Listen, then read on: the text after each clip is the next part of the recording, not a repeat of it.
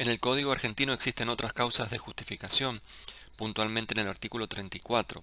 Por ejemplo, en el inciso cuarto está previsto el ejercicio de un derecho o el cumplimiento de un deber como causa de justificación. En esto no hay discusión, la doctrina los admite como supuestos que excluyen la antijuricidad.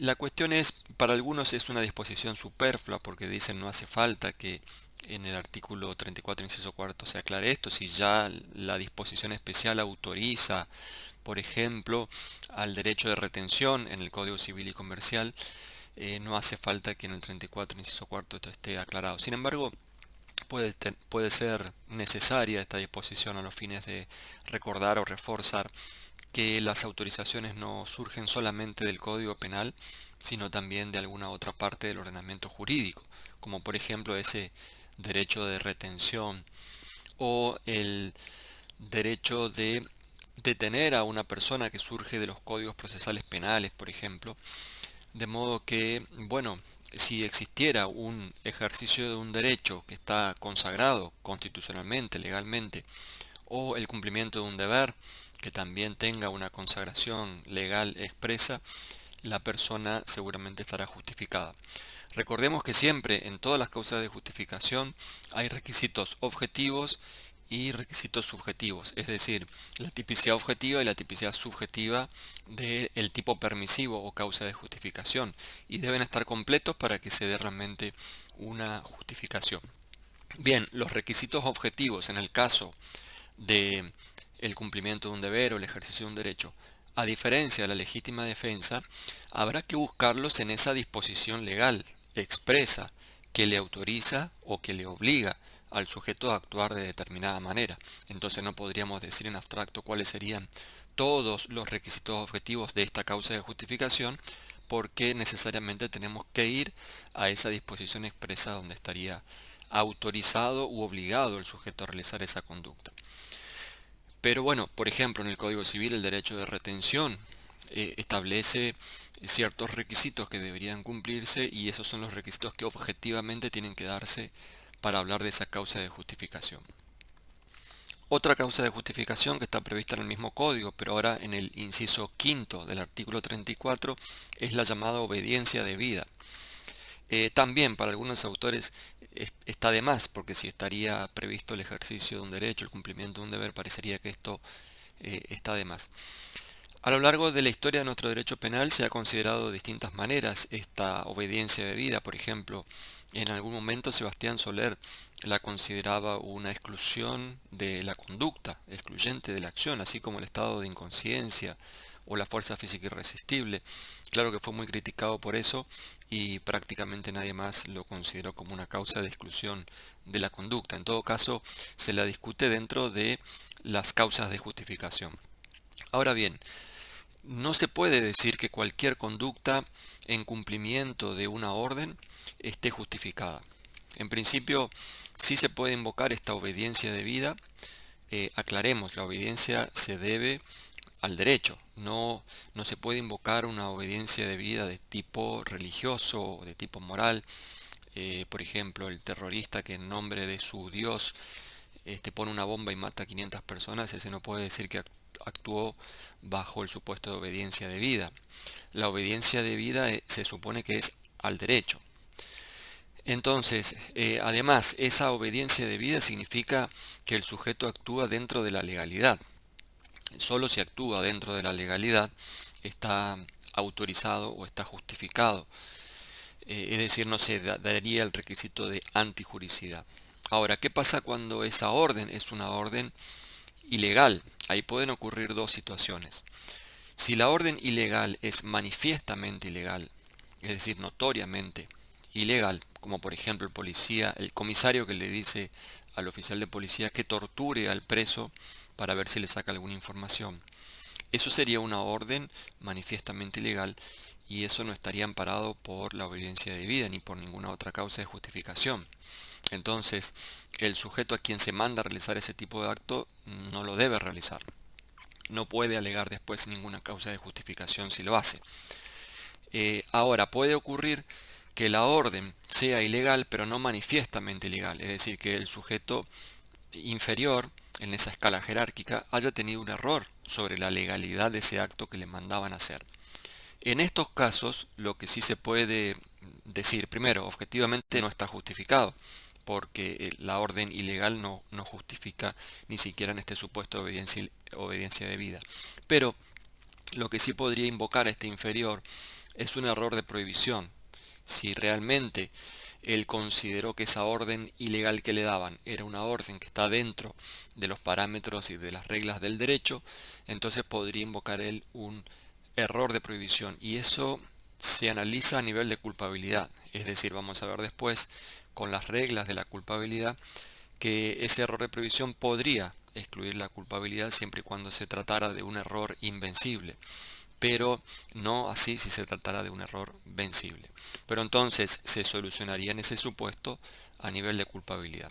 En resumen, entonces, la obediencia debida puede considerarse una causa de justificación, sí, en la medida en que la orden que se haya dado de parte del superior hacia el inferior sea una orden legal, que esté dentro de lo previsto por el ordenamiento jurídico. Por otra parte, el consentimiento es un supuesto que muchas veces se considera también como causa de justificación.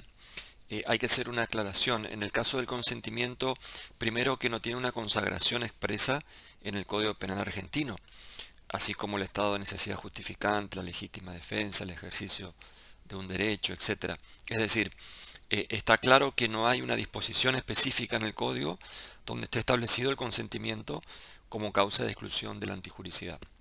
Sin embargo, la doctrina considera que sí puede ser excluyente de la antijuricidad y que puede actuar como una causa de justificación. Por otra parte, el problema o la cuestión también importante en el consentimiento es que muchas veces ya actúa como excluyente de la tipicidad. Por ejemplo, en muchas figuras penales, como los abusos sexuales, el hurto, la privación de libertad, en todos estos casos el consentimiento ya actúa como excluyente de la tipicidad. Imaginemos que si alguien se lleva una cosa de mi propiedad, pero yo se lo permito, se lo regalo, eso ya ni siquiera es un acto típico de hurto, de modo que no hay que considerar al consentimiento como una causa de justificación, ya ni siquiera hay tipicidad en la conducta. Si hay consentimiento en las relaciones sexuales, con o sin penetración, sea abuso sexual simple o gravemente ultrajante o con acceso carnal, si hay consentimiento, entonces ya no hay directamente un abuso sexual, ya la conducta ni siquiera es típica. Lo mismo pasa con la privación de libertad. Entonces, hay figuras penales en las que el consentimiento ya actúa como excluyente de la tipicidad.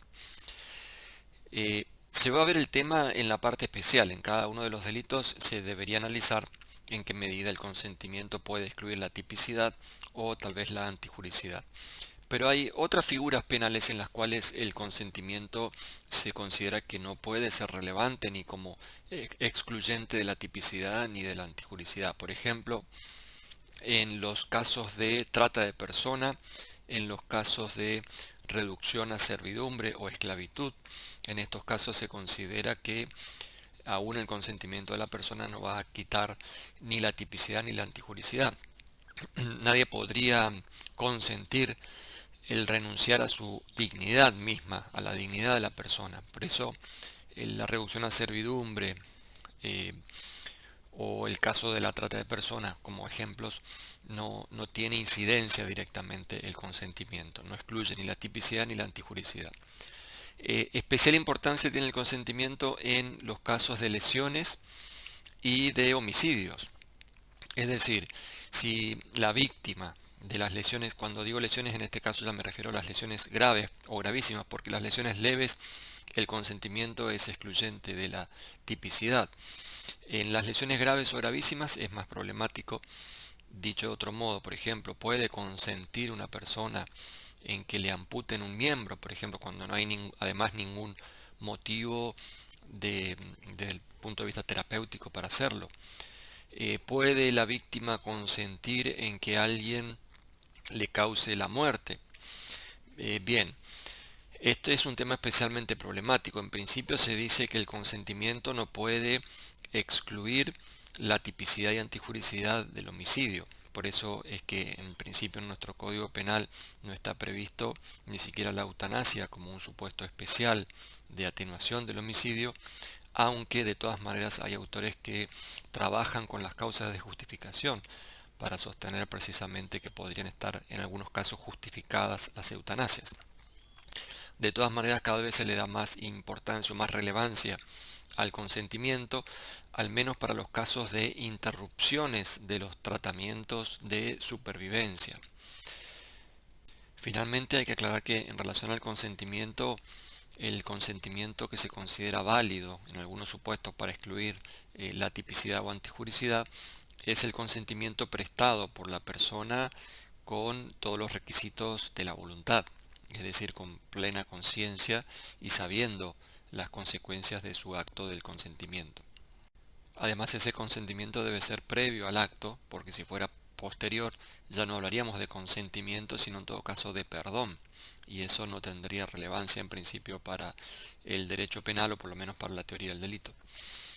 Por otra parte, el consentimiento generalmente tiene que ser expreso, pero en algunos casos también el consentimiento presunto se considera suficiente como para excluir la tipicidad y la antijuricidad.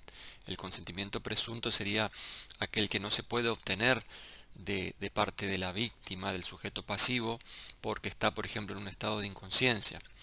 Ejemplo de este caso sería el supuesto de la mujer embarazada que corre riesgo su vida y es necesario practicar un aborto para salvar la vida de la mujer. ¿Y qué pasa si esa mujer no puede, por su estado de inconsciencia, manifestar su voluntad? En esos casos se dice que el consentimiento presunto, es decir, si hay motivos para presumir que ella hubiera decidido realizar el aborto para salvar su vida, entonces ese consentimiento también va a ser válido.